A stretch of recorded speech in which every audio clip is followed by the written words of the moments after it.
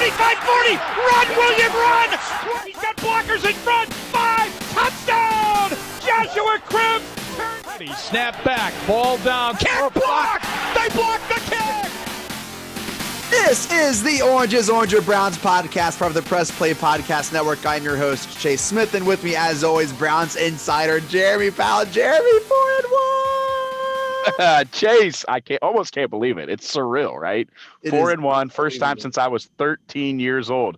I was playing middle linebacker for in nose guard for the Kenmore Fighting Cardinals of the Youth Pee Wee Akron Association. The last time the Browns were 4-1. Isn't that incredible? 1994, last time the Browns were 4-1. We're 4-1 now. I couldn't be more excited. Jeremy, you're old, man. I'll be 40. I will be 40 years old in February. Can you believe that? And joining us all season long, she's your favorite Emmy-nominated digital content producer for News Channel 5, Camryn. Justice Camryn, were you born in 1994? I was 1 year old. I was learning how to walk when the Browns last had a 4-1 start. So this is new. This is new to me. I like it. Right? Amazing. Well, let's get things started with 5 hot minutes with Jeremy Powell. Jeremy, go. You know, it's pretty awesome for the first time in the last, I don't even know when we can say this, probably Bill Belichick days, that we can go into a game and not worried about being outcoached, right? Every aspect of this team right now is unbelievable, right down to the little things. It was locked in for me that we have an awesome coaching staff. 4th and 2 at the 3-yard line when they ran Odell in motion, cut him back. He went back out in motion and caught that pass for the first down on the goal line. It was the kind of play Freddie Kitchens, anyone else we've had would not design. Kevin Stefanski is it, guys. We have the next Bill Belichick. I'm ready to say it now. I'm convinced. We have our next Bill Belichick, except he's a little more smooth and media savvy. He is intelligent. He knows how to game.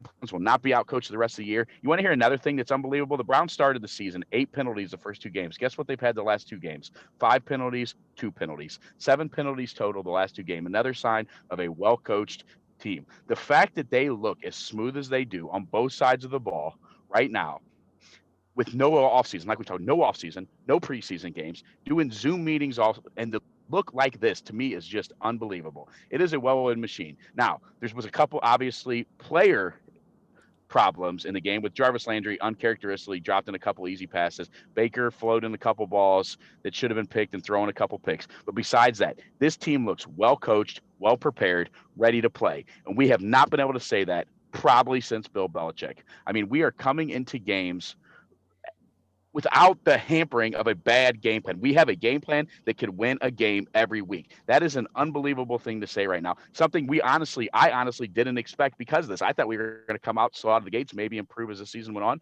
but we are ready to go now, 4-1. Someone asked Kevin Stefanski in the post-game show last night if he was surprised that they were 4-1 through 5 games. And no, he wasn't. He has a calm, cool confidence, not cockiness, but confidence. I love it. I love everything about Stefanski right now. And the team is starting to take on his identity. They're cool on the field.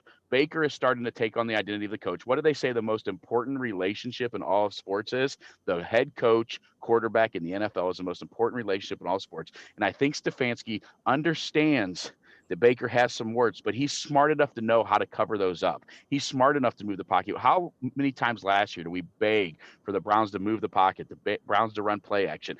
We all thought that this system that Stefanski was bringing was perfect for Baker, but now it's manifesting itself on the field.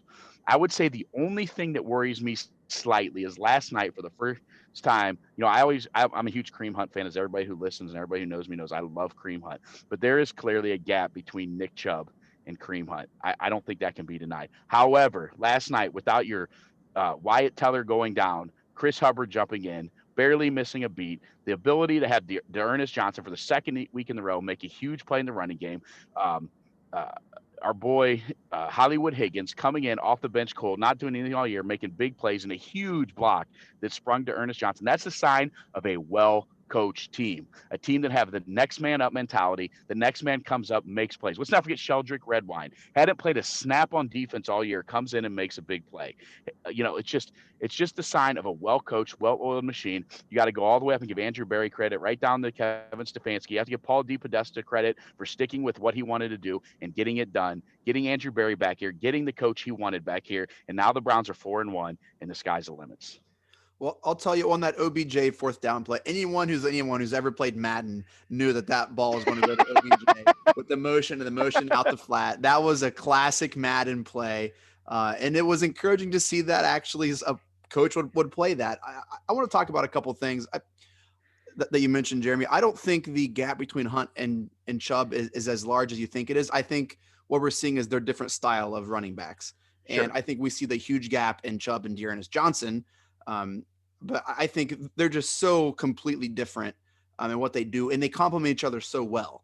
And I think you're seeing that rather than I think I just think that I think that Kareem Hunt is an awesome back, but I think Nick Chubb is an elite level back. I mean, he's a guy that pound, and then break one, like all the greats of all time. You know, most of the great running backs of all time, your Adrian Petersons, you guys like that, will go 2 yards, 3 yards, and then bust a 70-yarder. And Nick Chubb has that same explosiveness. He has better top-level speed than you'd expect for a guy his size. But Kareem Hunt, I mean, he's an awesome back. And you might be right. There might not be a huge gap between them, but I just think Nick Chubb is elite and Kareem Hunt is really, really good. But either way, I mean, we have both of those on our team, and Nick Chubb will be back and fresh and ready for the playoff. Can you believe that we're saying that? He'll be back and ready for the playoff push. All right? Yeah. Pretty incredible. Camryn, how did the running game look to you yesterday? I mean, I agree. Chase, I agree with you. I don't think that, Kareem Hunt is that far off from Nick Chubb. Obviously, Nick Chubb is, like Jeremy said, elite, but Kareem Hunt is one of the best backs in the league as well. So I do think that difference that you're seeing, that you saw on Sunday, was that difference between having Nick Chubb with Kareem Hunt as his backup versus having Kareem Hunt with Dearness Johnson as the backup. Dearness has done very, very well. Right. Yes. Under the circumstances, 100%. And you have to give him full credit. But yeah, I mean, when you compare him to being the second back compared to Kareem Hunt being the second back, there is a very big drop off there. But Dearness has held his own, and I do think that's what you're seeing. But I don't think that it was. They used the run game a lot less than I expected them to. Yes. So that was strange, but for me, I think that was more a testament to trying to keep Kareem Hunt healthy. Well, he had the groin injury going into the game. He was limited in practice all week with that groin injury. Up into the fourth. Right. So you don't want to push him. You don't want to push it too hard. So I understand in that sense of trying to keep him as fresh as possible for each game. You don't want to overdo it, especially in games where, you're really going to need it. So, I mean, I think that's what we saw, but it didn't worry me too much. I wish I would have seen a little bit more running, but they obviously know what they're doing. I am not questioning it anymore.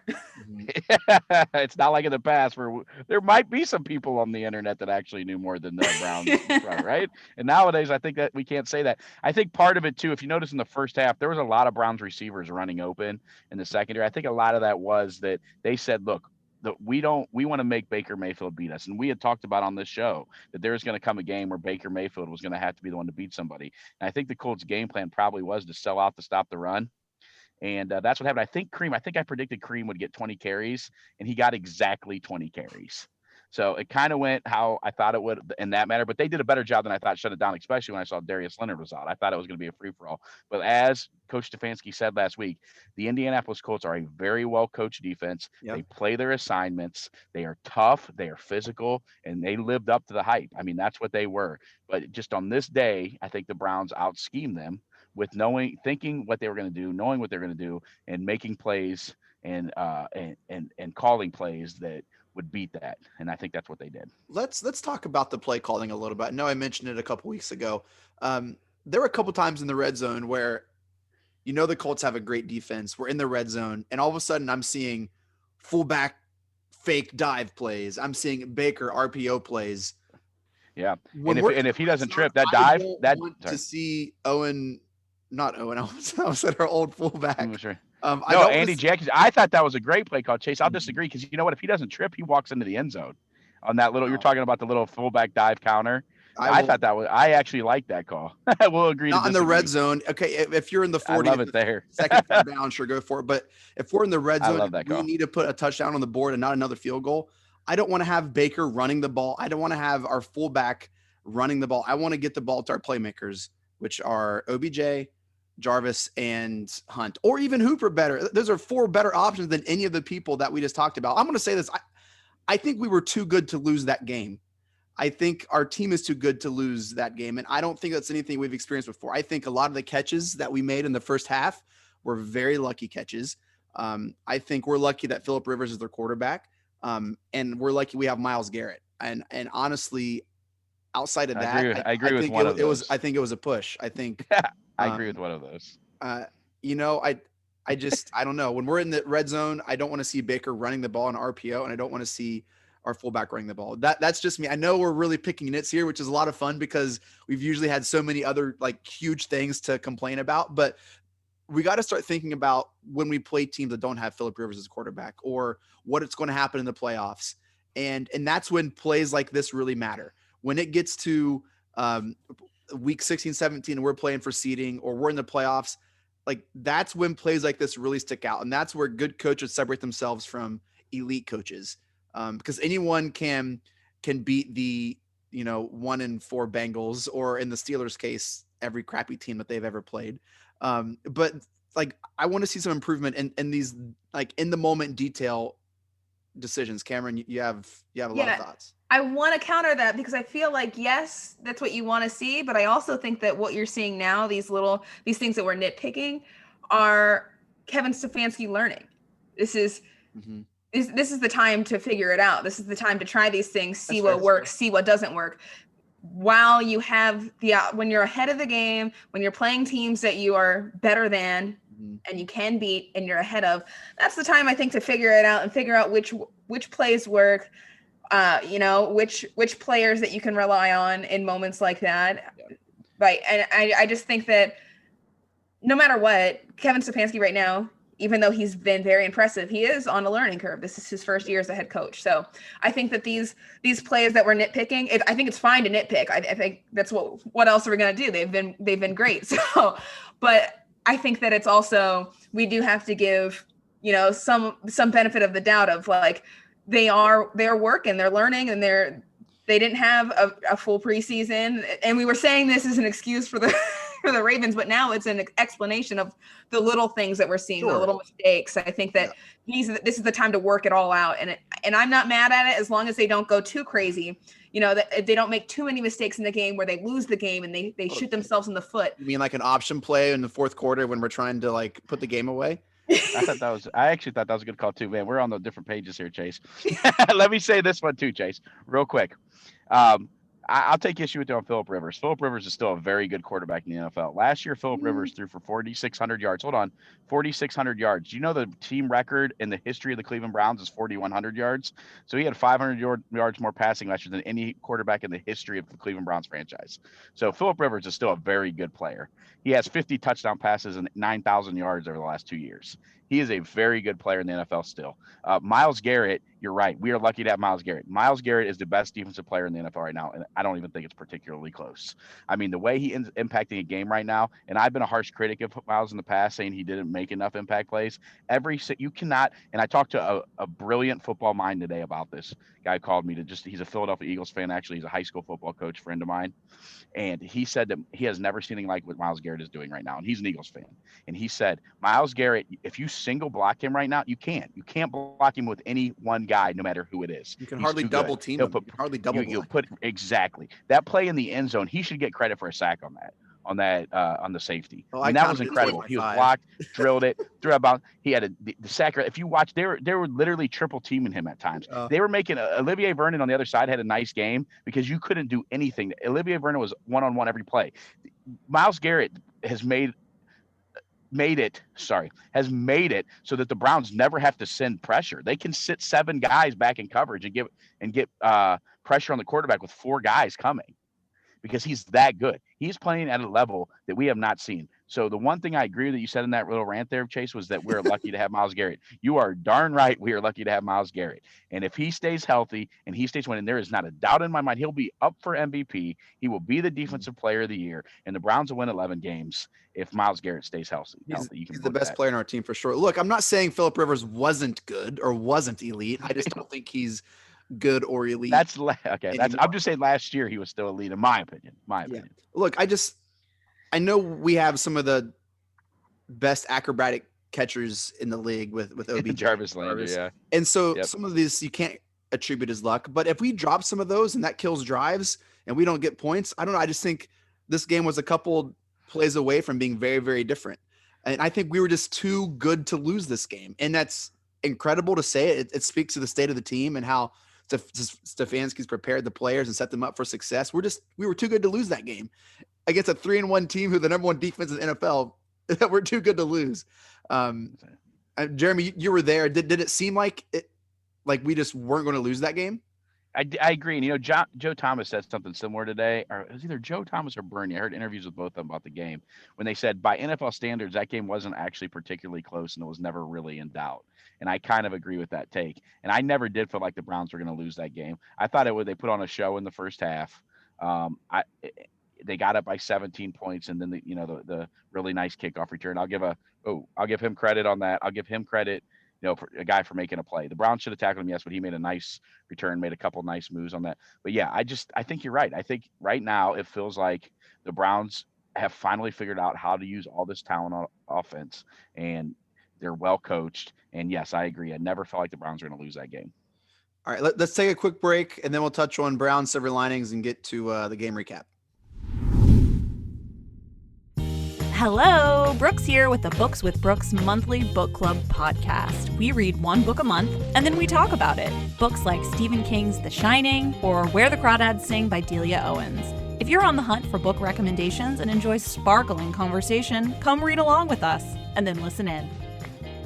Hey, the Roadman Kenny Rhoda. Join me and Dennis Maniloff on the Next Man Up podcast as we look at all the teams in the Buckeye State, the Browns, the Indians, the Cavaliers, the Buckeyes, and whatever's happening, we'll be talking about it here on the Next Man Up podcast. All right, we're back. Let's do the game recap. Final score, Browns 32, Colts 23. Let me just read some stats here and some insights as to what happened. Baker was 21 for 37. I don't think we expected to throw that much for 247 yards, 2 touchdowns, 2 picks. Had an awesome first half. With that game, Baker has tied Bill Nelson for the 6th most career games with 2 pass touchdowns by a Browns QB since 1950. All right. And with that, he also surpassed Bernie Kosar for the most pass yards by QB in the first 3 career seasons in franchise history. And he also tied Ben Roethlisberger for most career wins at First Energy Stadium with 11. Let's talk about Baker before we continue. Can we talk about Baker a little bit? Yeah. Why is he I feel like with at least half of his interceptions this year, he completely doesn't see a defender. Where you look at the replay and it's like he was throwing it right to the defender. There are some interceptions where defenders jump in the pass or our receiver drops it and they catch it. But 2 or 3 interceptions this year, it's like he doesn't even see a defender. Camryn, is his height an issue or what's going on there? I don't want to say his height's the issue because that's to discredit that's to say that he can't ever come back and fix that. I don't think it is his height. I do think it's in-game awareness, and I think it's experience and confidence. But yeah, he had 2 interceptions on Sunday, and that's not good. But the second one came after he was injured, and you could tell he was pressured. Yeah, he was pressured. Mm-hmm. His ribs are busted up. He's still coming off that. He got his hand hit. It was just that second interception. I don't know. I don't give him a lot of slack for that one. The first one, though, yeah, that was right. I think it's more of decision making and reading that field, and I think that he sometimes reverts back to the bad habits that were formed in 2019. That's the quarterback that you saw. But he has shown moments this year of, really, really fitting into this scheme, reading the field well, and not staring down the one receiver that he's going to throw to. Yeah. You've seen moments of that. So he's capable of it. I think that what we're seeing these interceptions where, yeah, he's like throwing it right to a defender, or like making it very, very obvious that where he's throwing so they can get there. I think those are the kinks that they're working out. They're just coming back. Jeremy, as a football coach, what do you tell a quarterback who just completely misses defenders on these interceptions? What I think you hear Stefanski say it, trust your eyes, right? I think that sometimes maybe, I don't know, maybe Baker is seeing ghosts or sees something he doesn't. I don't know. I would have to hear, exactly the play calls, exactly what receivers are supposed to be. It's easy to always blame a quarterback for an interception, but you got to know what else is going on. You got to know the routes. Sometimes if a quarterback throws a receiver interception right to somebody, maybe the receiver is supposed to be there. Maybe it was a timing route and he ran the wrong route. So we don't always know. It's the same way. It's just like always blaming the corner for getting burnt for a touchdown when you don't know the coverage called. You don't know for sure whose problem that was. If they're in 3 deep and a corner gets beat, well, it could be the safety's responsibility. Same thing with a quarterback. You don't know for sure without knowing the play call and the route combos, who's really at fault. With Baker, I don't know if it's a height problem or he just seems so much better on the move and outside of the pocket. I don't know why that is. I don't know if it is the height or if it is he just sees better, he feels better, he's more comfortable on the move. I really don't know. I can't answer that right now. But I think there's a little bit of a law of diminishing returns with Baker. If you notice the last few games when he didn't have any picks and he did a really nice job, it was around 25 pass attempts, right? I think when you start getting into that 35 to 37 to 40 zone is when you start getting in the danger zone with Baker and you start seeing him make a couple mistakes. And I think Stefanski knows this, and I think he's smart enough to tailor a game plan around, keeping Baker in that 26 to 30 range as opposed to 35 to 40. I feel like Baker just needs to watch tape on Russell Wilson just on repeat. And Baker, Russell Wilson, he is a special player, man. This Russell is Wilson. Who you need to be. All that said, it's taken Baker 2.5 seasons, almost 3, to all of a sudden break Brown's quarterback records and be in the conversation right. of all of the greats. We have our quarterback. I mean, Baker came into the season, a lot of question marks, and here he is leading a 4-1 team, one of the hottest teams in the NFL, and he's the answer. He's going to be the quarterback for the next 2 seasons at least, barring and probably longer than that. It's crazy to be here that, hey, we have a franchise quarterback. We know in the next 20 games, 24, Baker Mayfield is going to be our quarterback, and he's going to hold a lot of Browns records. As a fan, that's pretty cool, right? We were the butt of so many quarterback jokes. Those are done. Those are over. Baker Mayfield, barring injury, is the starting quarterback for the Cleveland Browns until he doesn't want to be anymore, essentially. And that's where we're at. And he's led us to 4-1. Say what you want about the team around him. He's the quarterback, and we're 4-1, and we're in the best division of football. And I think I saw it today on ESPN, we have a 76% chance to make the playoffs. And he's going to start a game for the Browns in the playoff. Right, and here we are. He is it. So hate him, love him, whatever you feel about him, he's going to be tossing the pigskin for us for many years to come.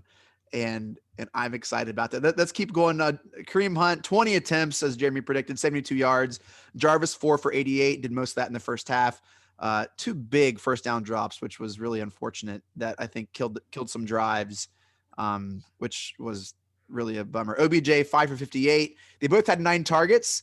Listen to this from OBJ. Surpassed Torrey Big Game Holt for 3rd most reception yards in a player's first 80 games, and he surpassed Keenan Allen for the 3rd most receptions by a player in the first 80 games. So Baker and OBJ moving up the list. Hooper led the team in targets with 10, 5 receptions, 57 yards.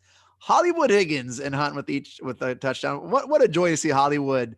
What is, Camryn, maybe you can enlighten us. What the heck is going on with, why is it so hard for him to see the field?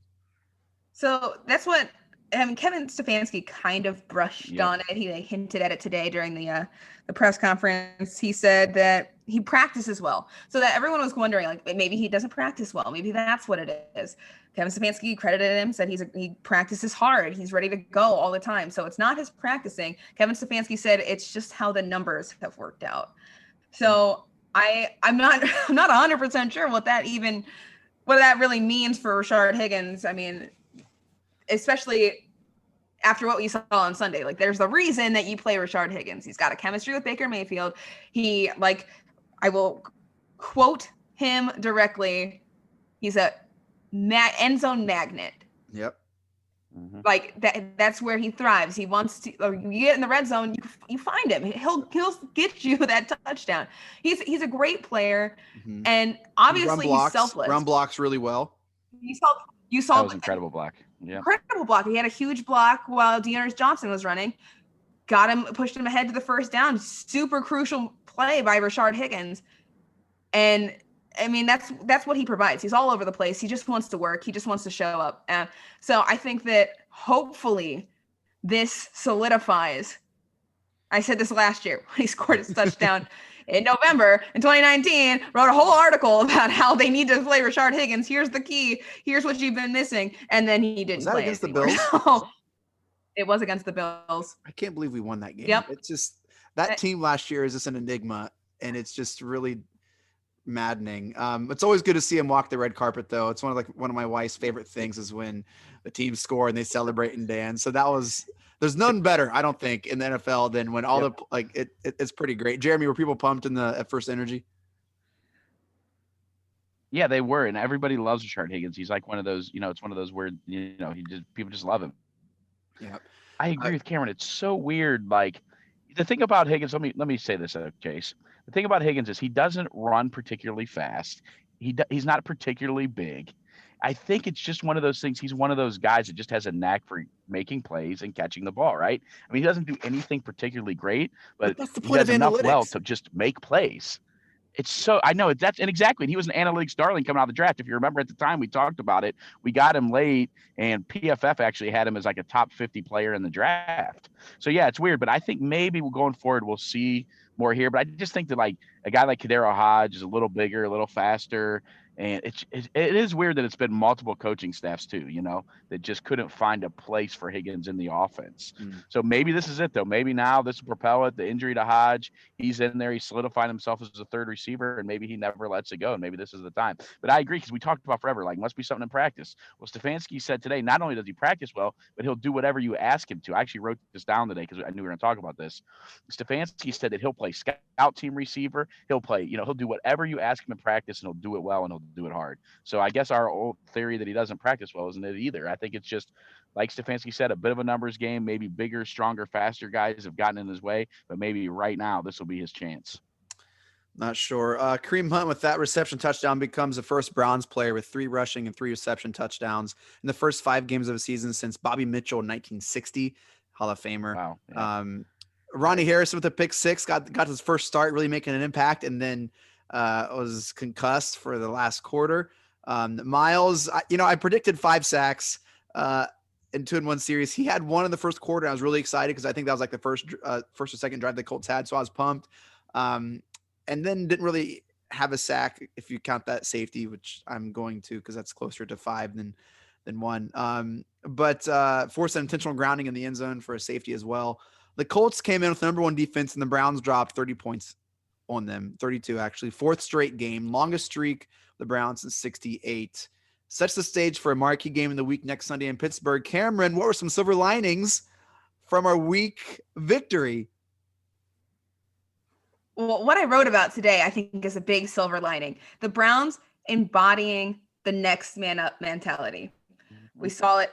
We didn't see a huge run game, obviously, but Dearness Johnson filling in, like we said earlier, filling in well. He's doing what he needs to do. And he's making sure that the Browns can go to that run game when they want to. But Rashard Higgins getting a touchdown when he's filling in for Kadero Hodge. Huge. Chris Hubbard, who's never played guard in a regular season game in his entire career and only had 1 rep at guard last week in practice, came in, filled in for Wyatt Teller, and did a solid job. There were some things that you'd like to go back and adjust. Learning curve, especially when clearly he is not very experienced, but that's how you have to give him credit. He is obviously talented if he can come in with no real experience and fill into that position. So kudos to him. That was incredible. But really the big one, like we said, Ronnie Harrison had, he's filling in for Carl Joseph. Finally got to see him out on the field. He has the Browns' first pick 6 of the season, the first of his career. Massive play. The Browns really didn't capitalize on it after the kind of, threw that one away. Two horrible a horrible defense, and then a horrible drive. But yeah, he went out with a concussion, and that was kind of devastating. He just made a huge play. And, he's really feeling unwell. He goes out with a concussion. In comes Sheldrick Redwine. And what does he do? Almost the second that he takes the field, interception. That is next man up mentality. These guys being able to come in, fill in, produce well, and make it feel like a seamless transition. Like there's not really a drop off. You can still make plays. You can still step up. Then we saw that it was so well orchestrated yesterday. It was beautiful. So silver lining that when somebody goes out on this team, it's inevitable. It will happen. But when somebody goes out on this team, you can count on the guys to come in, step up, and produce. Love it. Jeremy, what silver linings do you have from our Week 5 victory? I got to give it to my main man, Cody Parkey, right? The kicking game, winning, baby. All that matters is a win-in. No, but seriously, though, solidifying the kicking game. I mean, how often we talk, and I heard Jim Donovan talk about this a little bit too as well. Kicking into the dog pound end zone was, the death of Austin Saber, right? Could not do it. And other kickers have had serious issues. Phil Dawson said it's tough too, but he has just been magnificent. And then not to have to worry about the extra points, right? He's perfect so far, extra points and field goals. I mean, how often in the past would we get a big play and then it kind of deflated because we missed the extra point? Well, he has solidified it. He has been fantastic. That's my silver lining. Giving it to my man, Cody Parkey. Cody Parkey, definitely, Jeremy, I'm agreeing with you there. A huge plus. I don't know about the rest of the special teams. It's been the most inconsistent part of the team so far. My silver lining is this. I want to do hashtag team bounce back. All right. Now here's the deal. A lot of momentum shifts in this game. We were up 17 after that pick 6. And then the Colts with this kickoff return. And all of a sudden you're like, oh man, here go the Browns again. We felt this a little bit last week against the Cowboys, how they had that late game surge and yet the team, bounced back and sealed the game. I just felt like every time the Colts felt like they had an upper hand, they scored on a 4th down run in the first quarter to go up 7-0. That could have been that could have set the course for the rest of the game. But no, we acted like we've won 11 games in the last 5 years and we didn't panic. And we came back and we got a field goal. We were still down. We didn't panic. And we ended up taking the lead. We had this opportunity to miss a field goal or to do whatever. And it just never happened. The team's ability to bounce back and not let a couple plays dictate the rest of the game. That's also kind of a new feeling I'm experiencing watching this team. Whether a lot of that set the course whenever they went winless, 3 or 4 years ago, or that was just so common under Freddie Kitchen's team when you just felt like one little thing went wrong and it just derailed the entire game. I don't have that feeling now with this team. And I think that credits Stefanski for sure. Do you guys know what I'm talking about? Yeah, absolutely. I agree 100% with what you're saying. And the Browns were at 4 possessions in the first half, right? Field goal, touchdown, field goal. Yep. Like how often in the past would we not either the Browns couldn't score in the first quarter or the Browns couldn't score in the first half, and now you go 4 for 4. You're scoring like I think I talked about this a little earlier. Or maybe we talked about it before the show. The Browns already have 19 touchdowns this year. In 2011, they had 21 for the season. Mm-hmm. We have 19 touchdowns scored already. It's just a different thing now. We're finally in the big boy league, and a lot of it has to do with Stefanski. Camryn, anything else you want to add before we get to game balls? I just a testament to Kevin Stefanski and what he's brought to this team. There was a lot of people who were very upset when the Browns hired him. And there was a lot of doubt that circulated his hire and what he was going to be able to do. And I think he shut everybody up at this point. I mean, oh yeah, for sure. Look, all it took to fix the Browns, was a guy with an Ivy League education and Hollywood looks. That's all it took. That's it. Come on, they're all over the place. Run with me. They're all over the place. It's just like a guy with Hollywood good looks and an Ivy League education, baby. Let's give out some game balls. Jeremy, you go first. Who's your game ball go to? Well, I was going to wait because I was up in the air. I wanted to see if one of you give to him, but I got to give it to Myles Garrett. I mean, the guy, like we talked about, is the best defensive player in the league, maybe the best player in the NFL right now, the most dominant. You can't single him up. He's every single game. That's 4 games in a row with a game-changing play. Yeah. And I'm calling the play in the end zone a game-changing play because it was. It's just every single game he impacts the game in a major way. Even when he's not making plays, not making sack, he's putting pressure. He's opening up other guys because they have to double and triple and chip him, and he's letting the Browns drop 7 into coverage because they're getting pressure with 4. It's just an incredible thing right now. Camryn, who's your game ball go-to? Hollywood returned to Cleveland, so I got to give my ball to Rashard Higgins. It was just a beautiful thing. It was a beautiful thing to see him in the end zone, roll out the red carpet, the celebration, your wife loved it. Who didn't love it? Everybody loves that moment with Rashard Higgins walking the red carpet. Yeah. Very exciting. It's very fun.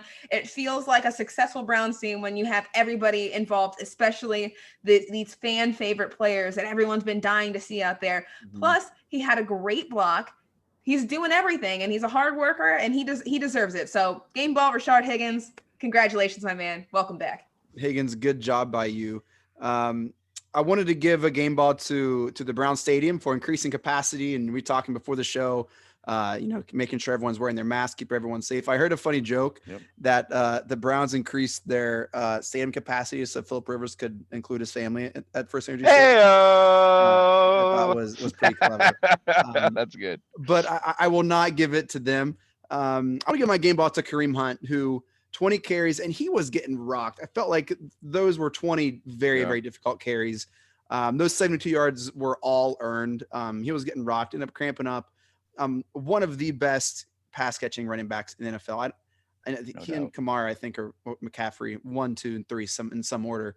But I just think he had a great game, a really hard game, and without him, I don't know if it would have. I don't know what would have happened. So Kareem Hunt, you get you get my game ball. So we got Myles Garrett, Hollywood Higgins, and Kareem Hunt. This is a fun guy. We are 4-1, guys. That is very, very cool. Camryn, did you see us being 4-1? Yeah. I actually had a couple of these games won, but the difference was I didn't think that they were gonna. I didn't think at first until they got there. The week they played the Cowboys, that's when I changed it. But at the beginning of the season, when I saw Browns versus Cowboys, my pick was Cowboys. So I thought they would have lost a couple games by now. So this is wild. I love it. Yep. I preseason in our way too early predictions with our That's What B Said joint podcast, I had them going 12-4. Jeremy had them going 11-5, but I had them at this point being 2-3. So I had them winning all the rest of the games except for one. So I'm super pumped that 4-1. Jeremy, 4-1, man. What are your thoughts, dude? What do you think? Man, to a guy that sat through 100 losses, I'll take every single second of it, right? No, I love it. I'm excited. And like we talked about, I mean, I thought that game was a huge game. You think this Pittsburgh game, right, is the biggest game of the season? Is that what you said last week, just because it's so pivotal? Because if they win this game, momentum going into Cincinnati, then you have Las Vegas at home, Houston at home, Philadelphia at home. All 3 winnable games. I know the Raiders are good, but it's always tough for a team to come across the country like that and play here, and it'll be a little bit cold beginning of November. So I just think if they get this game this week, man, KD bar the door, because you really could be looking at 12-4. KD bar the door, we could be 12-4. We'll come at you here in a couple days with our Steelers preview, but we want to say thank you right now for downloading and listening to this Week 5 recap of the Colts. You guys are awesome, and we do this one because we love the team and like talking about it, but 2, we want to provide you with the very best Browns podcast available. So thank you so much. Camryn, any final thoughts? No, I gotta get out of here and finish my bottle of Browns wine. Hit it. Nice. Jeremy, any final thoughts, man? No, sir. Go Browns, baby. All right. We'll talk to you guys later. Here we go, Brownies. Here we go. Let's get it. It's not